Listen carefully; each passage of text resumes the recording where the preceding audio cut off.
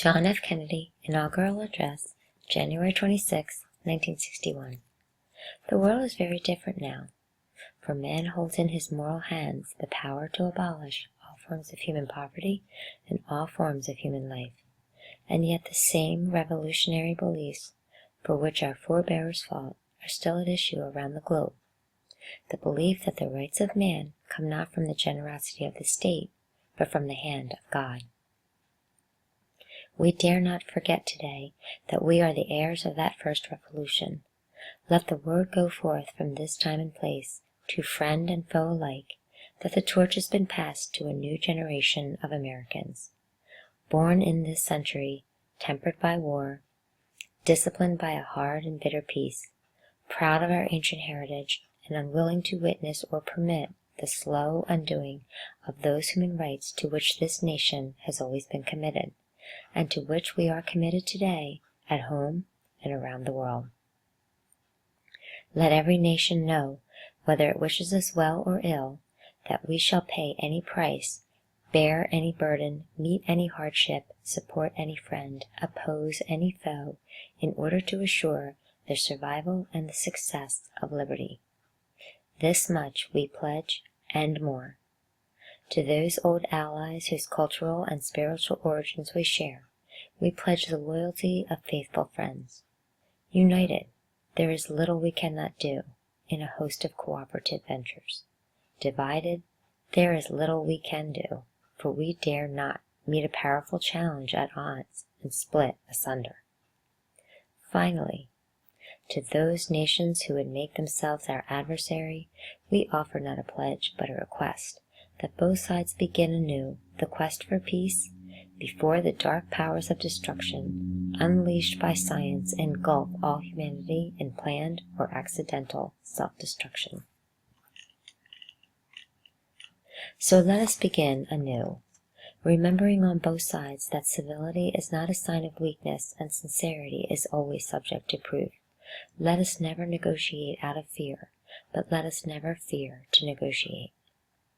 Let both sides explore what problems unite us instead of belaboring those problems which divide us.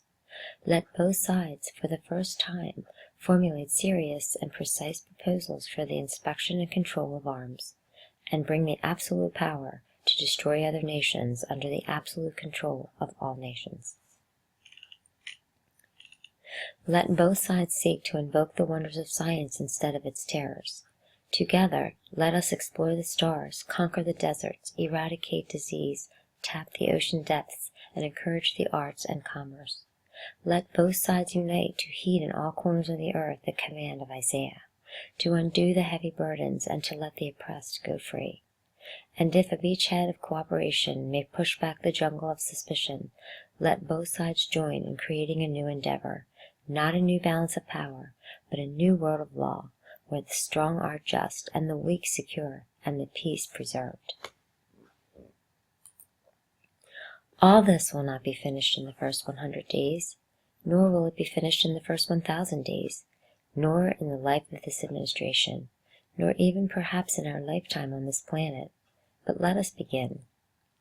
In your hands, my fellow citizens, more than in mine, will rest the final success or failure of our course.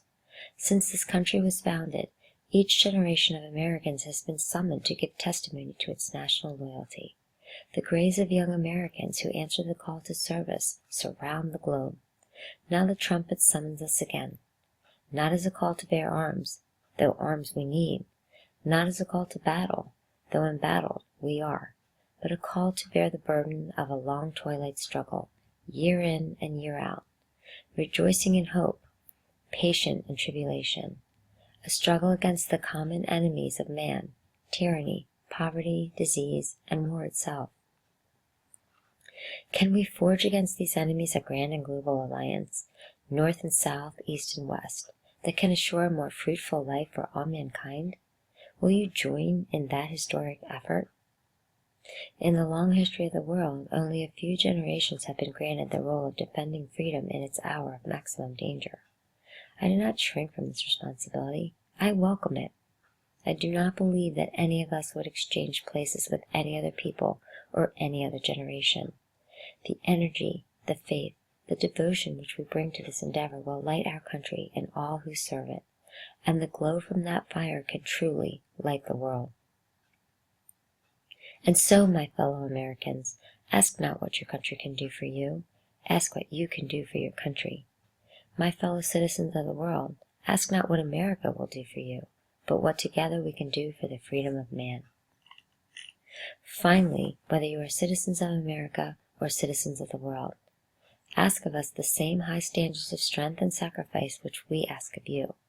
With a good conscience, our only sure reward, with history the final judge of our deeds, let us go forth to lead the land we love, asking His blessing and His help, but knowing that here on earth God's work must truly be our own.